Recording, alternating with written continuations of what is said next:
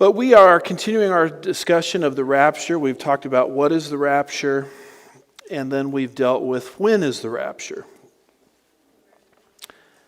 We believe that the rapture, for 7 reasons, will take place before the 7-year tribulation period. And from there, we started going through other passages that strengthen the case. And we've been spending a lot of time lately in Matthew 24 and 25, the Olivet Discourse, because there is a lot of confusion about the rapture coming from these chapters. So I wanted to go through these chapters just so we can get it right. And the problem, as we've talked about, is there are some verses here that look an awful lot like the rapture. Verse 31 looks like the rapture. And verses 40 and 41 look like the rapture. And so a lot of people say, well, wait a minute now, those things come at the end of the tribulation period. So if verse 31 is speaking of the rapture, and verses 40 and 41 is also speaking of the rapture, then the rapture must be at the end of the tribulation. And we're having a couple issues with our screen, so you can't see this slide, but it's a quote from John Walvoord. And Walvoord's point, and that's sort of the path that we're taking here in Matthew 24 and 25. Walvoord's point is that the church is not found in Matthew 24 and 25. Church-age truth is not found in Matthew 24 and 25. And so if church-age truth is not found in Matthew 24 and 25, then the rapture is not in Matthew 24 and 25. So verse 31 is not talking about the rapture, nor is verses 40 and 41. What the Olivet Discourse is doing here is it's explaining Israel's future to Hebrew Christians. Matthew has explained to them that the kingdom was offered to Israel on a silver platter in the first century and was rejected by the nation at that time. And ever since that point in time, the kingdom has not been canceled, but it's in a state of what? Postponement. God is working. He's working through His church, but that shouldn't be confused with the kingdom. And so Matthew really is set up to answer that question. And then the question on the mind of a Hebrew Christian is, well, if all of that is true, then will the kingdom ever come to the earth? And Matthew says, I'm glad you asked, because Jesus said it would come to the earth one day through a converted Israel. So there'll be a rapture of the church, and then God will put His hand back on Israel and bring them to faith. And through that remnant, the kingdom will come to the earth. So then the question is, well, how then is God going to bring this remnant of believing Israel to faith? The answer is in the Great Tribulation. And that's what Matthew 24 and 25 are doing here. It's not an explanation of the church. It's not an explanation of the rapture for the church. It's not an explanation of what the church is going to experience at the Bema Seat judgment of Christ following the rapture. It has nothing to do with any of those concepts. And people get very confused on this because they start reading church-age truth into chapters 24 and 25. And that's why so much of the body of Christ is confused on the rapture and its timing and some other things that I'll talk about today because they misunderstand what these chapters are doing in your Bible. So all Scripture is for us, but not all Scripture is directly about us. And that clearly is the case here in chapters 24 and 25. And you see it based on how the Lord begins. He begins this section actually at the end of chapter 23, where he speaks to Jerusalem. You'll notice there, Matthew 23:37, Jerusalem, Jerusalem. So clearly there's a Jewish context. And he talks about how he wanted to gather them together as a hen gathers her chicks under her wings, but the problem was not him, the problem was them. So then he says, your house is left to you desolate, for I say to you, from now on you will not see me until you, now who's the you? Look back at verse 37, Jerusalem, Jerusalem. Until you, or Israel, future, acknowledges me as the king. Once that happens, then I will come back and gather you, and the kingdom will start. So then the question is, well, how and when and under what circumstances is that going to happen? And consequently, Matthew includes information that the Lord taught answering that question. The disciples asked a question about the destruction of the temple. Jesus told them, verses 1 through 3, that the temple is going to be destroyed, and they connected that event with the end times. And so they asked the question, tell us, when will these things happen? What will be the sign of your coming and of the end of the age? And that becomes the cue that Jesus uses in the Olivet Discourse to begin to describe the 7-year tribulation period through which Israel will come to faith during a time of great unparalleled distress. And once Israel comes to faith, then Jesus will be in a position to return to the earth to gather them. The very thing he wanted to do at his first coming, but they were unwilling.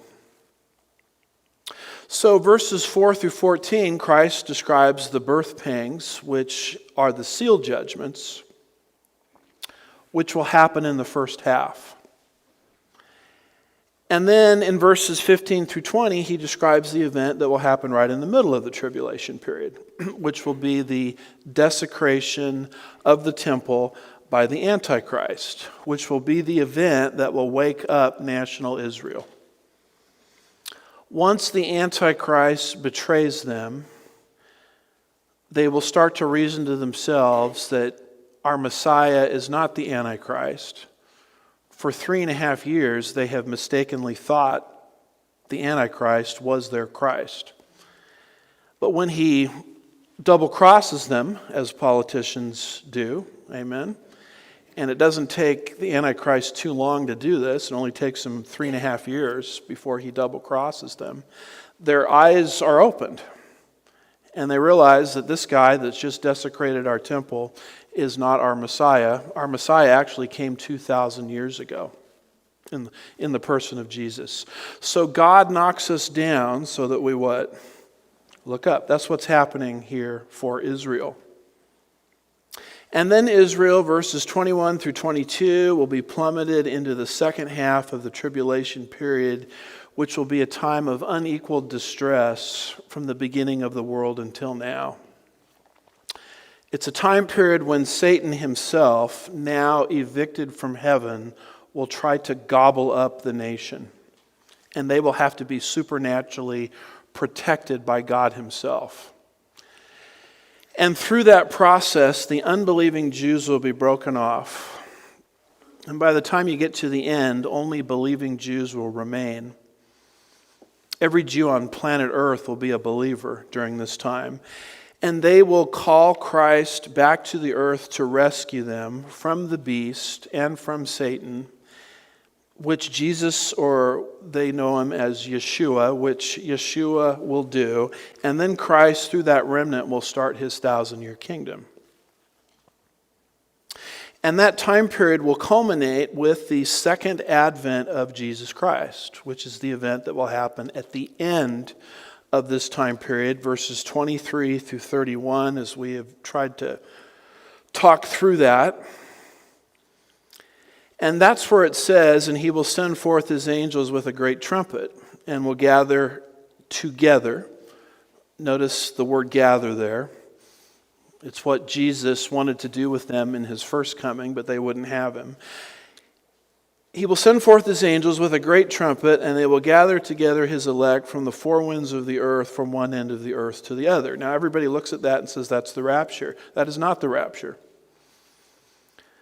The rapture has already occurred at least 7 years earlier. The church isn't even on the earth when these events happen. This is the second advent of Christ, where he's now gathering the believing, persecuted Jewish remnant. And so the right trumpet here is not Paul's trumpet. Don't throw Paul's trumpet here into Matthew 24, verse 31. Paul's trumpet already sounded at least 7 years earlier. That's our trumpet. This is a different trumpet. And we must be in the last days because our president is it's called Trump, right? Wow, look at that. If that's not a sign, I don't know what is. But this is Isaiah's trumpet. It will come about also in the last days that a great trumpet will be blown. Now that's not your trumpet, that's Israel's trumpet. And those who were perishing in the land of Assyria, who were scattered in the land of Egypt, will come and worship the Lord on the holy mountain. Where? At Jerusalem. Because now the kingdom is beginning, and Jesus is now ruling and reigning over the world for 1,000 years from Jerusalem. So that is a synopsis of Matthew chapter 24, verses 1 through 31. Now what happens, beginning at verse 32, is 8 parables are given telling Israel that when these events happen, you better be in faith. Because if you're not in faith, by the time we get to the end of the 70th week of Daniel, you will be cut off and cast into Hades. So the frustration that Jesus went through in his first coming is Israel really wasn't ready for his first coming. He complains actually here about the Pharisees and the Sadducees in Matthew 16. He's explaining here that when it is evening, you say it'll be fair weather, for the sky is red, and in the morning there will be a storm today, for the sky is threatening. Do you know how to discern the appearance of the sky, but cannot discern the signs of the times? So you know how to predict weather patterns, but you don't understand the season prophetically that you're in right now. Because I'm the Messiah, and I'm here on schedule, according to your own Hebrew Bible. And if you had simply enthroned me, I could have started the millennial kingdom. So Israel was not ready for Christ when he came 2,000 years ago. Now, the next time around, they will be ready. A remnant will be ready. And what Jesus is saying here in these 8 parables, which begin in verse 32, is don't make the same mistake that first century Israel made. They weren't ready. Future Israel, you better be ready. Because if you're not ready, you're going to be cast off the earth into Hades, and you won't get into the kingdom. So I found this quote from Louis Sperry Chafer. In fact, I did not find the quote in Louis Sperry Chafer. Hat tip to Richard Sandlin, who made me aware of this quote. Richard Sandlin, I think, has read Louis Sperry Chafer's systematic theology several times. And I'm the president of Chafer Seminary, and I haven't even read it, like I should. But Richard Sandlin, in between Sunday school and church last week, said, look at what Chafer says here.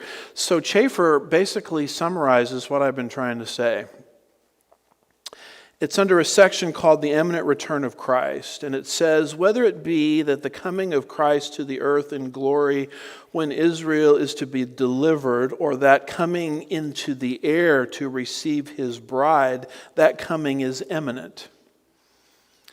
So you notice here that there's 2 comings. One, he comes for his church before the 7-year tribulation period begins. Another, he comes with his church at the end of the 7-year tribulation period. And if you can't separate those comings, you're going to be confused your whole life as to what Bible passages are speaking about us and which ones aren't. Chafer goes on and it says, Scripture which directs Israel in the tribulation period, which time is terminated by the glorious return of Christ as their judge and deliverer, warns her to watch. That's Israel's instructions. Watch, for he will then come as a thief in the night. Everything that we're reading in Matthew 24 and 25 is about that. It's for Israel to watch and be ready and to not be caught off guard in unbelief because Jesus is coming back as judge. Over against this, the church is instructed to wait and to look for his return for her. Chafer goes on and he says, in both instances, the return of Christ is announced and therefore impending with the period to which each event belongs. The return of Christ for his church was not impending in Old Testament days, nor is the glorious appearing impending until the tribulation period. So you'll notice that Israel in the tribulation period is supposed to watch, because she wasn't watching 2,000 years ago when Jesus showed up the first time. The church, by contrast, is not told to watch, we're told to wait. Why are we told to wait while Israel is told to watch? Very simple. The coming of Christ for Israel is preceded by signs. What kind of signs? Well, we've been reading all about them here in Matthew 24 and 25. Before Jesus comes back for Israel, there is a 7-year period that must elapse, which is jam-packed with signs. And so Israel, you better be watching for those signs. Now compare that, as Chafer points out here, to the injunctions to the church. The church is not told to watch. The church is told to wait. Why is that? Because there are no signs for the rapture. You follow? The rapture, as we have talked about, is an imminent, any moment event that no sign must precede. The rapture could occur in the next split second. The rapture could occur before this Sunday school lesson is over. And some of you are probably praying for that to happen. Not so Christ's coming for Israel. Christ's coming for Israel cannot occur in the next split second. It only will occur after a series of signs elapse in a 7-year period that we're reading about here in chapters 24 and 25. So when Christ is exhorting Israel, he tells them to watch. When the Pauline epistles exhort the church, he tells us to wait, because God has separate programs for Israel and the church. And you start to see this, and you see the silliness of throwing the church into Matthew 24 and 25. That's why everybody's so confused on this, because they're not making a distinction between Israel and the church and what passages relate to Israel and which ones relate to the church. So I appreciate that quote by Dr. Chafer. So Israel is given here at the end of this 8 parabolic exhortations to watch. These are helpful for us to study. They're instructive for us. You can learn a lot about God and God's character and how God deals with humans based on studying these 8 parables. But these 8 parables have absolutely nothing to do with you. They have nothing to do with the rapture. They have nothing to do with the judgment seat of Christ. They're all connected to God's program for Israel, because there's going to be a separation between believing and unbelieving Israel. And the point of the parables is be ready, be in faith, so that you're not swept away into judgment. And don't make the mistake that Israel made 2,000 years ago. So what is happening in these parables is there's a separation between believing Israel and unbelieving Israel. And as they're separated, unbelieving Israel will be cast off the earth into Hades, and it's through believing Israel a circumstance will arise that every Jew on planet Earth will be saved nationally. And through that remnant, God will fulfill his kingdom promises, which will last 1,000 years.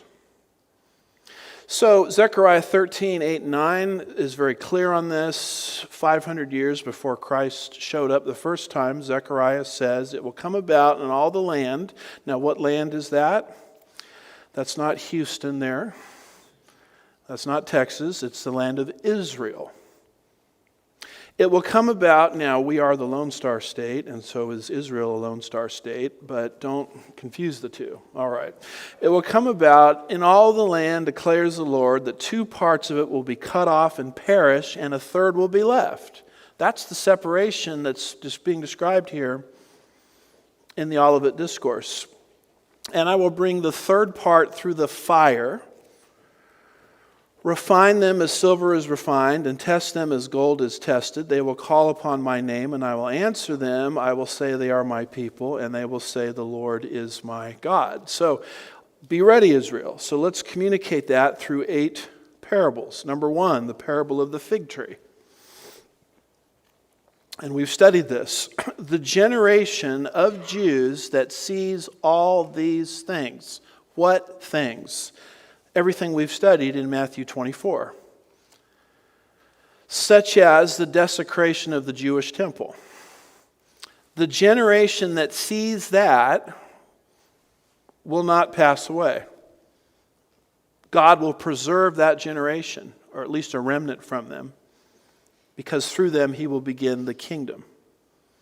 And that generation is going to need a word from the Lord, because Satan, who has been evicted from heaven at the midpoint of the tribulation, will be trying to destroy that generation.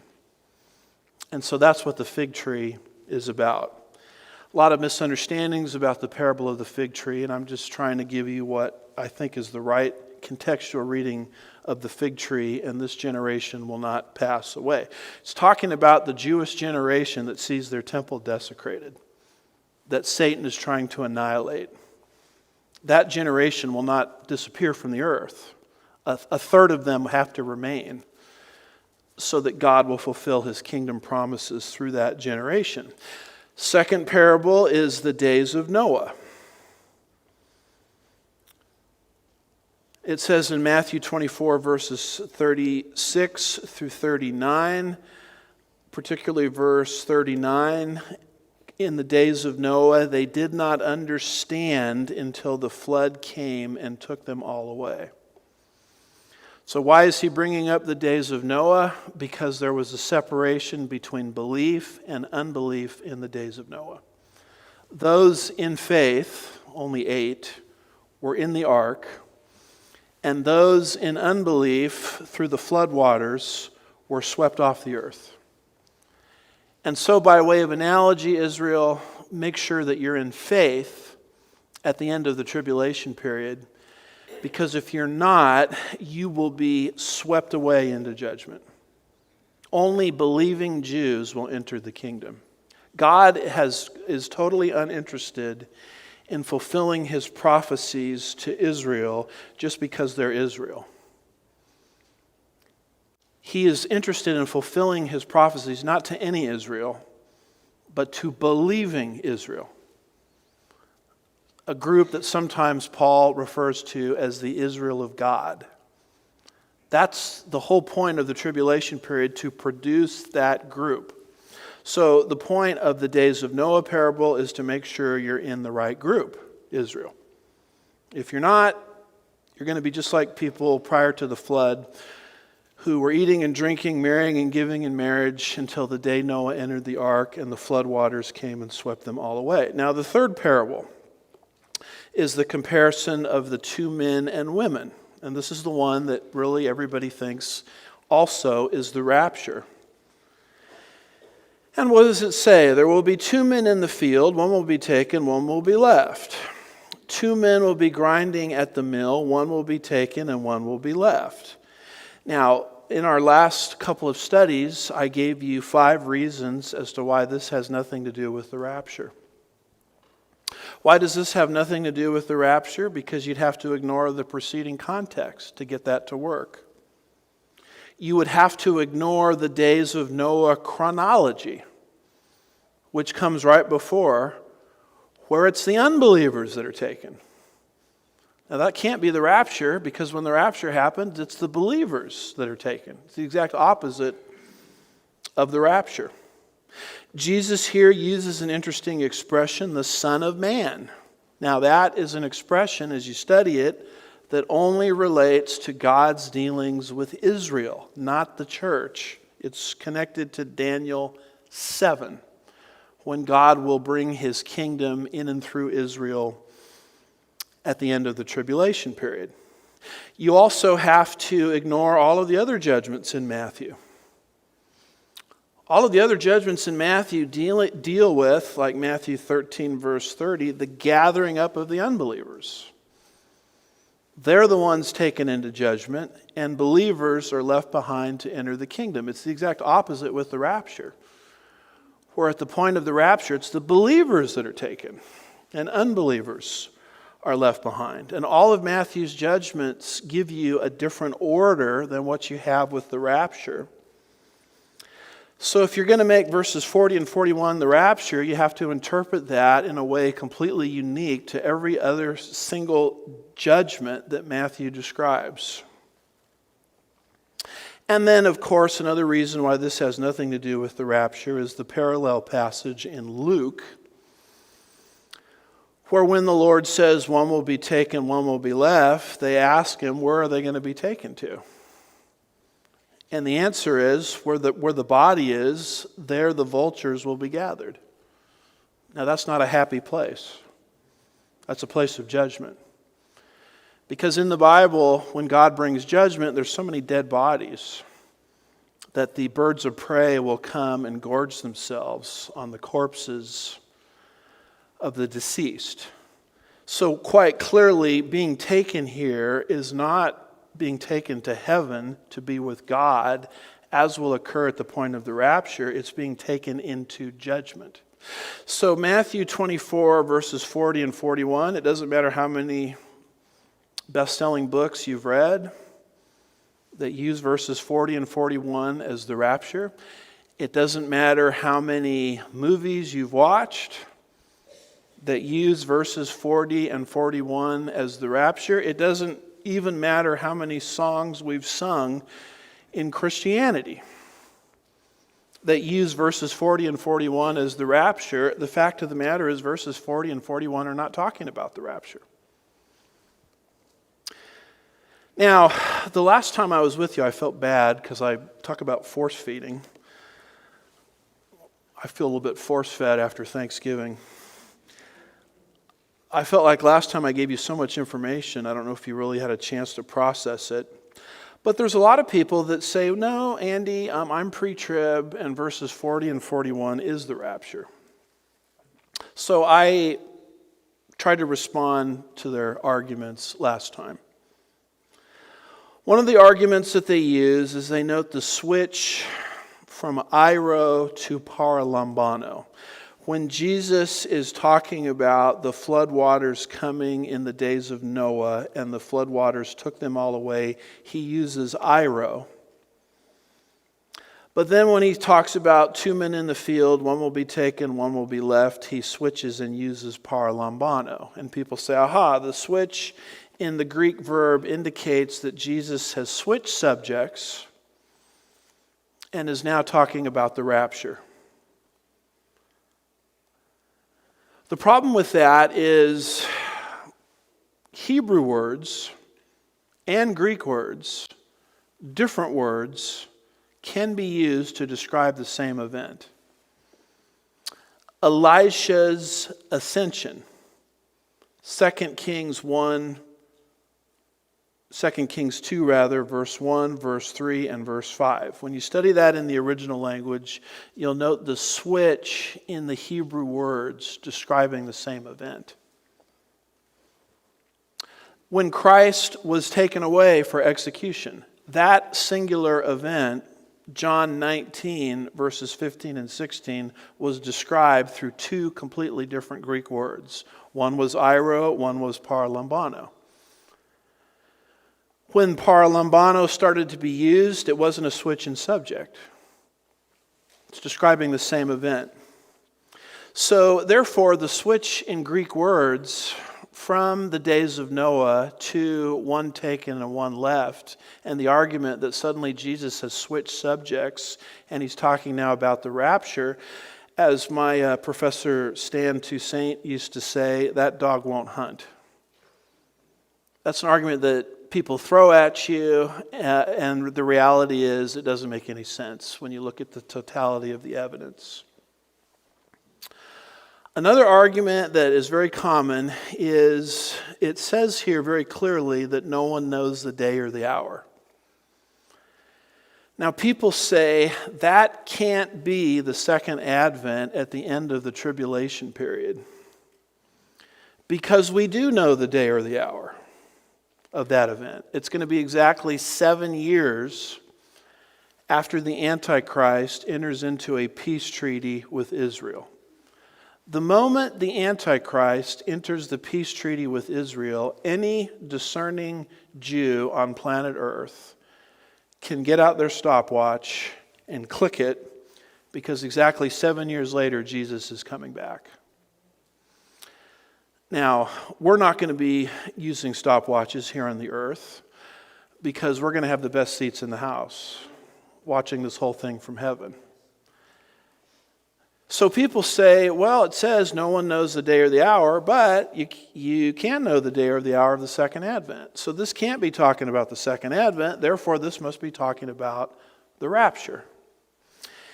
And the last time I was with you, I tried to make the case that, look, this is narrated from the perspective of the unbelievers. The unbelievers never know what time it is. For example, in the days of Noah, they had a warning that you all have 120 years left. You've got 120 years till the flood came or comes. And you'll find that warning in Genesis 6, verse 3, where God says, "My spirit will not strive with man forever, because he also is flesh. Nevertheless, his days will be 120 years." So that warning was given. But do you think the unbelievers paid any attention to it? No, they did not. Because Matthew tells us in Matthew 24, verses 38 and 39, the unbelievers did not know what time it was because they weren't concerned with the things of God until the very day when Noah entered the ark. They still didn't understand, even though they had the warning. So I largely believe that when it says no man knows the day or the hour, I gave you some alternative explanations of that, but that is also, I think, narrating the issue from the perspective of the unbelievers rather than the believers. A big argument that people use as to why Matthew 24, verses 40 and 41 cannot be the second advent, but it must be the rapture, is that they argue from normal life activities at the end of the tribulation period. Because it says at that time people are going to be eating and drinking and marrying and given in marriage. They're going to be building and planting and all of these kinds of things, and it seems to describe life as normal. And people say, well, how in the world could that be the second advent? At the second advent, life is not going to be going on as normal. The bowl judgments themselves are going to be poured out on the world. So that can't be talking about the second advent. That must be talking about the rapture. And I didn't have a chance to give you this quote. I gave you a quote from Dave Hunt, who I like on most things, but not this. I disagree with him here, arguing that point. And Arnold Fruchtenbaum argues this same way. Now, Arnold is a friend, and I'm actually going to see him next week at the pre-trib study group. Arnold is a pre-tribulationalist, but he is one that believes that the rapture is in Matthew 24, which is the opposite of the position I'm trying to communicate. So Arnold Fruchtenbaum writes, the rapture will occur when conditions on earth are normal and people are eating and drinking and marrying and given in marriage. These are common activities in human society. Marrying and being given in marriage are essential or necessary to propagate life. Eating and drinking are essential to sustain it. During the time of Noah, life was normal when suddenly the flood came and took the people away. The rapture will occur in just the same manner. So shall the coming of the Son of Man be. Nothing spectacular will forewarn the people that the believers are about to be taken up. However, things will be abnormal rather, at the time of the second coming. Nearly three-quarters of the earth will be destroyed in 7 long years of tribulation, a blackness paired with tremendous tidal waves, anarchy, confusion, and perplexity will envelop the world. The Olivet Discourse shows that conditions will be normal, or abnormal, I should say, at the time of the second coming, so it is better to interpret this passage as referring to the rapture. So what he's saying is, look, these verses can't be talking about the second coming. Because in the second coming, the bowl judgments are being poured out upon the earth, and you don't have a scenario where life is going on as normal. I mean, people can't be eating and drinking and marrying and being given in marriage during that time period. So if verses 40 and 41 are not speaking about the second advent, then they must be speaking about the what? The rapture. And that's his logic. My response to that is this is a parable. All 8 of these exhortations are parables. This is why Christ prefaces this whole section by saying, learn the parable. And when you study a parable, you look for one single point. And I gave you this quote from Dr. Roy Zook in his book, Basic Bible Interpretation, who talks about how to interpret parables. He, that's Jesus, in his parables gave one simple spiritual lesson. To hunt for meanings in every detail of the parable is to turn them into allegories.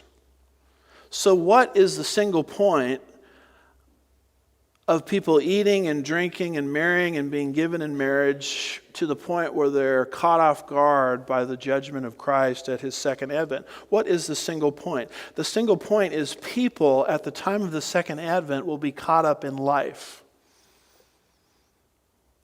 And they're going to be so caught up in life, they've really never given their mind to believing in Jesus. They're probably going to be caught up in life trying to survive the Antichrist, I would think. Trying to survive the bowl judgments that are coming upon the earth. And they're so focused on daily life that they've never believed. That's the single point that's being made here.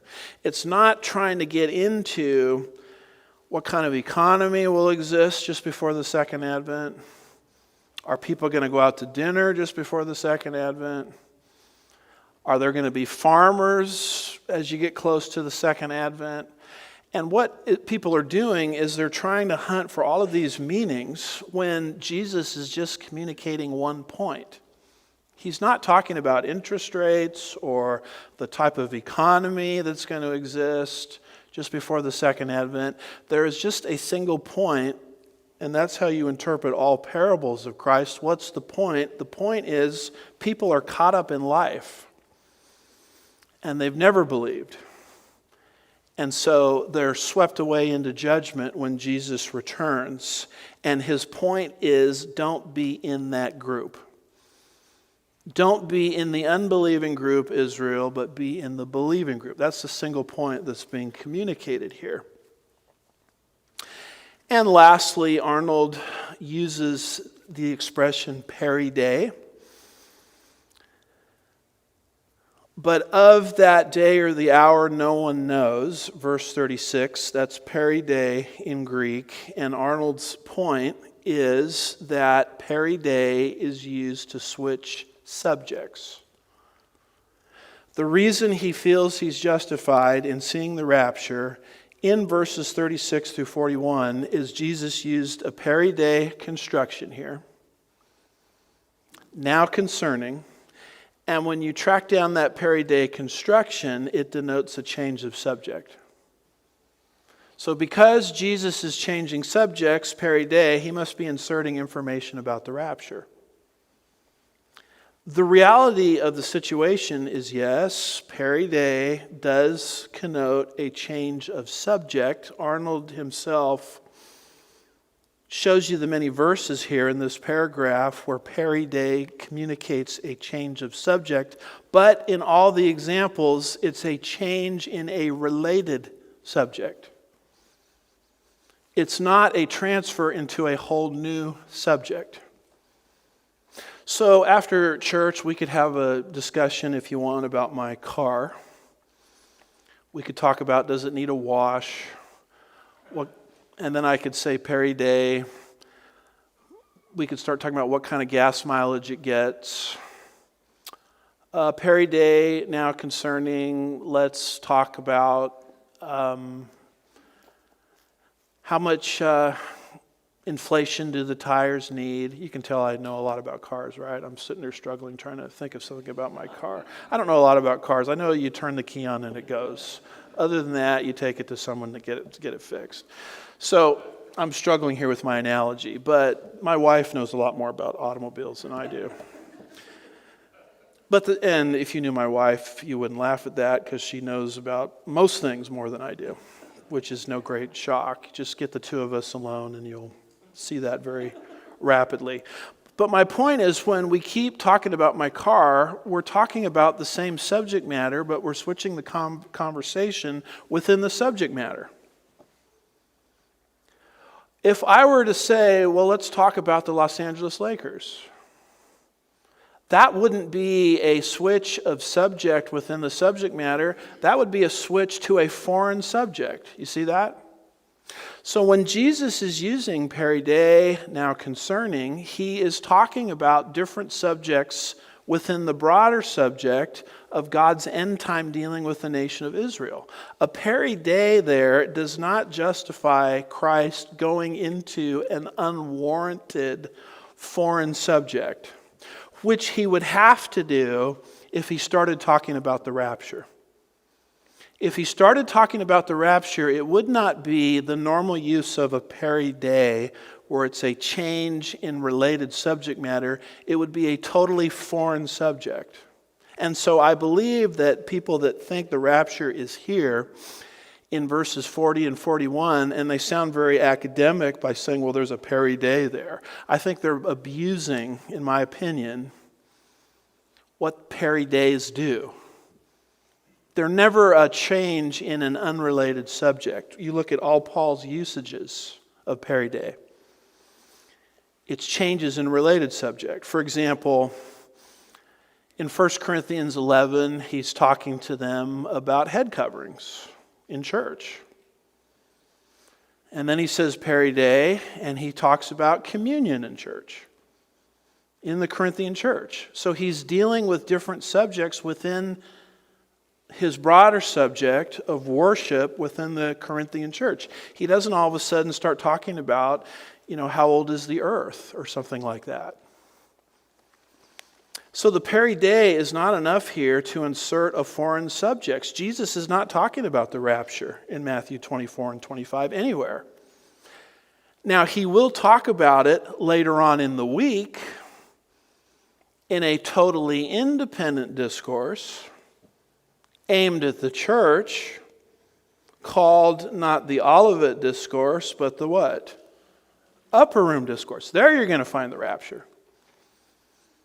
But for Christ to all of a sudden on day 3 of the Passion Week start borrowing from concepts that he's going to say on day 6 of the Passion Week in a different location, dealing with a totally different subject matter, And reading them backwards into the Olivet Discourse is to take Arnold's and others' Perry Day argument to a level that is unwarranted exegetically. So, all of this to say that Matthew 24, verses 40 and 41 have nothing to do with the rapture of the church. They have everything to do with the division between believing and unbelieving Israel at the end of the tribulation period. When this division occurs, it's going to be the unbelievers that are taken into judgment. And believing Israel will be left behind to enter the kingdom. That is the point of Matthew 24, verses 40 and 41. And it's sort of a long, complicated discussion, which I tried to make you familiar with. So that was my introduction. That was my review. Now we can start class. All right.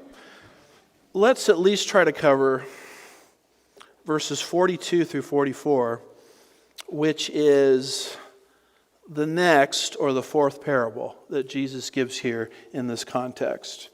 And what does he say here in verses 42 through 44 in the parable of the homeowner or the householder? Therefore, be on the alert, for you do not know which day your Lord is coming. But be sure of this, that if the head of the house had known at what time of the night the thief was coming, he would have been on the alert and would not have allowed his house to be broken into. For this reason, you also must be ready, for the Son of Man is coming in an hour which you do not think he will.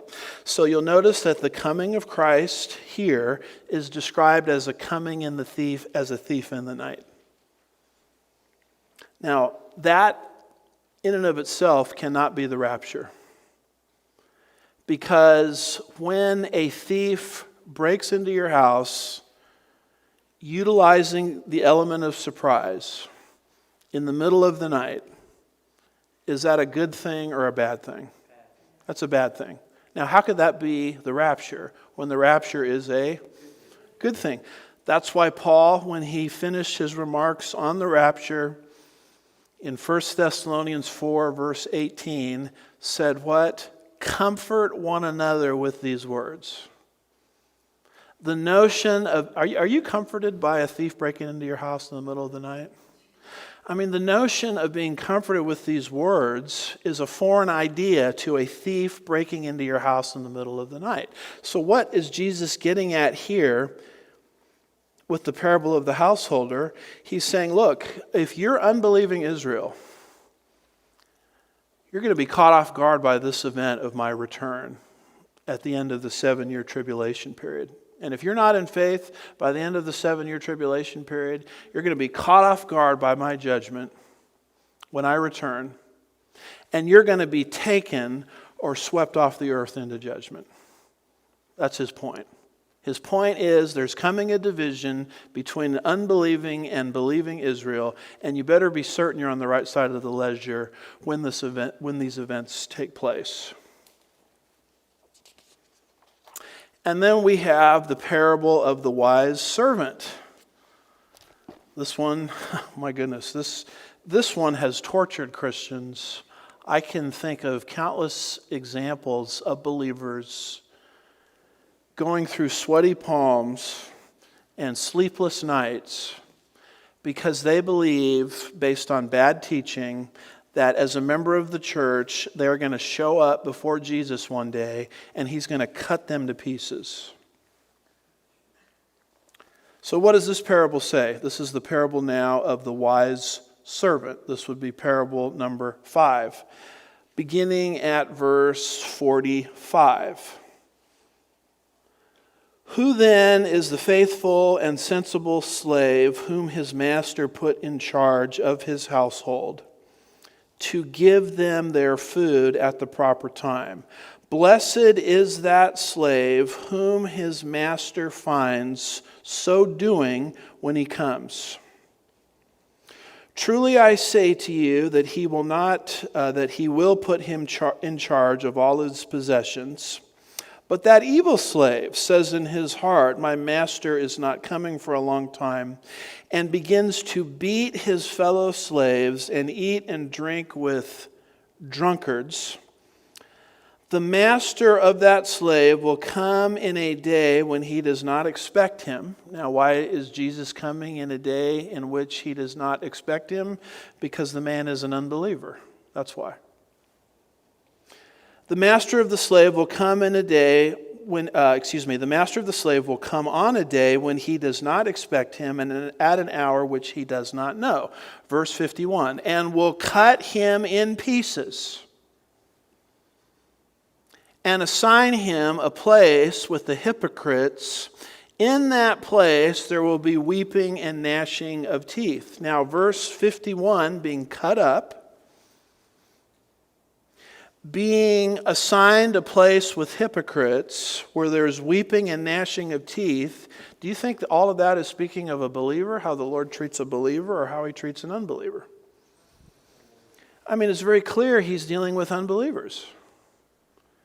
And his point is, be Israel, as you prepare for the second advent, be in faith.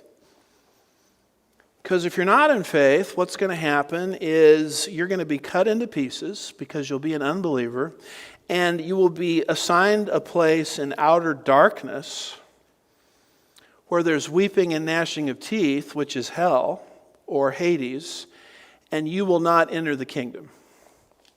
But those that are in faith will enter the millennial kingdom. So again, it's getting back to the same point of the distinction between believing and unbelieving Israel at the end of the tribulation period. Now, let me explain to you why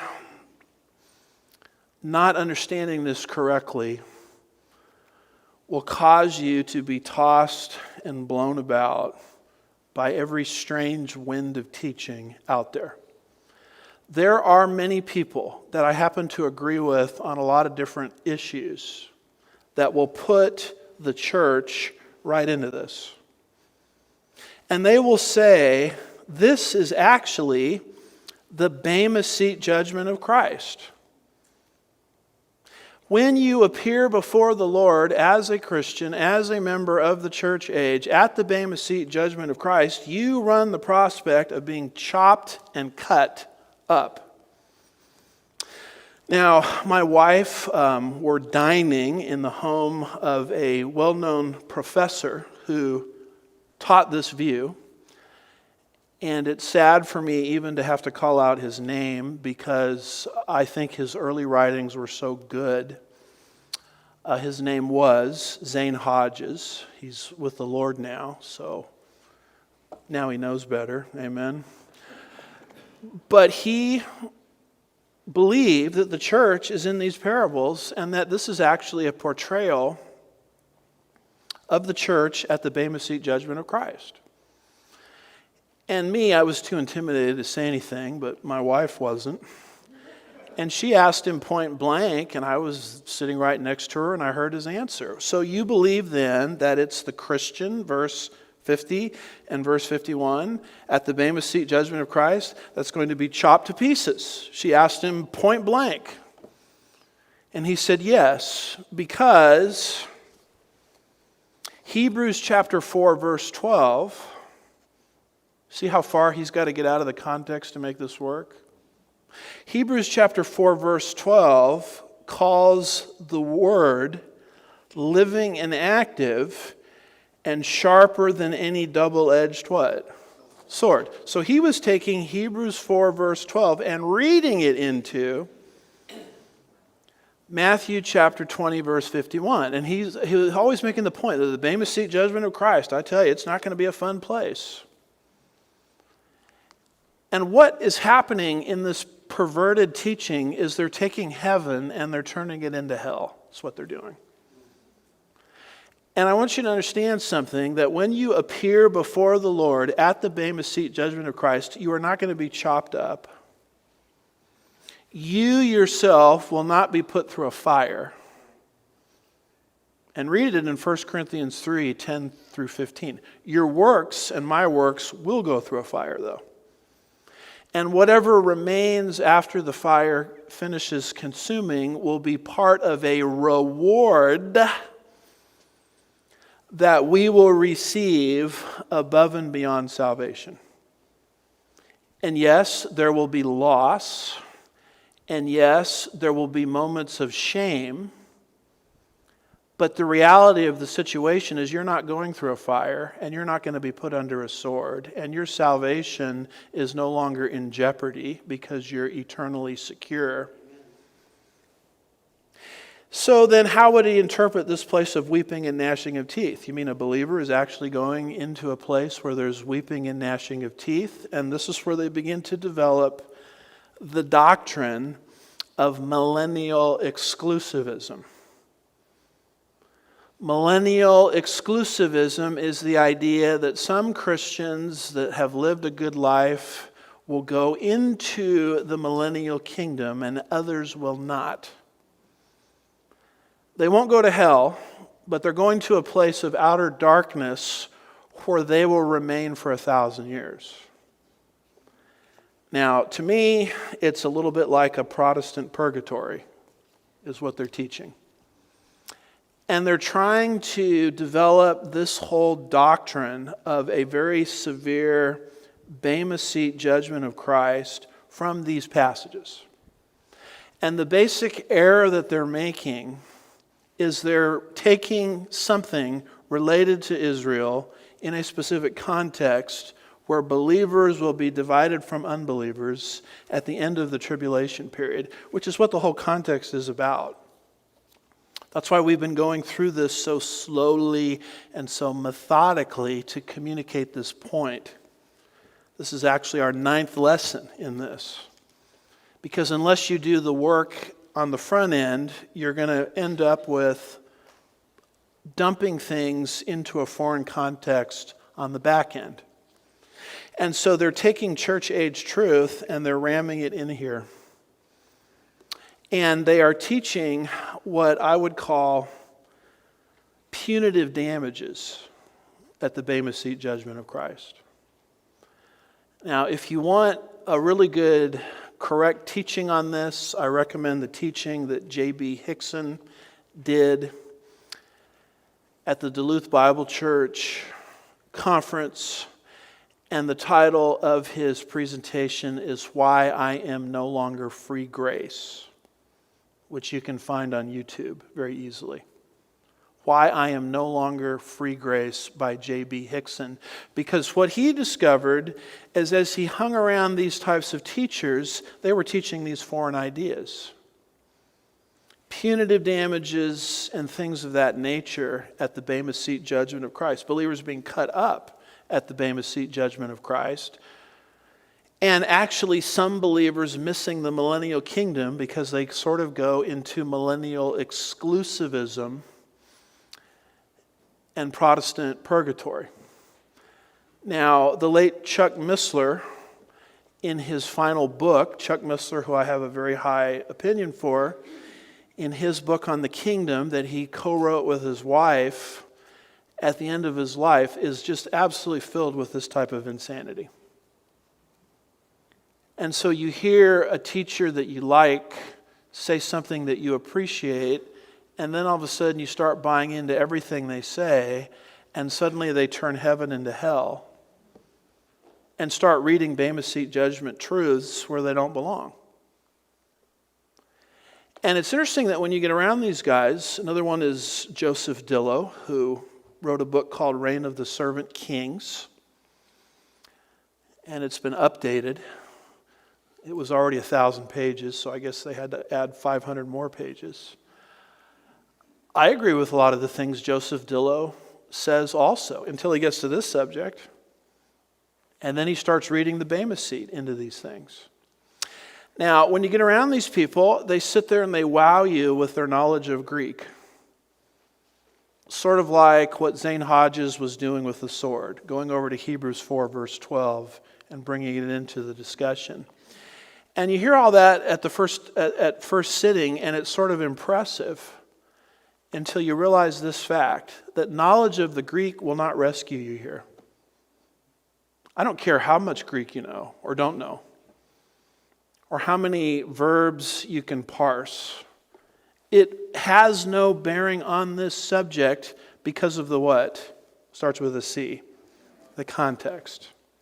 If you understand the context of this, your mind will be insulated from people that quote the original languages and sound very impressive, but read the church into here. It's a dispensational call. That's why we teach aggressively at Sugarland Bible Church the dispensations. This concerns Israel at the end of the 70th week, period. Now, if you want to learn about the Bema Seat judgment of Christ, you're going to have to stick around and wait till Paul unfolds that doctrine.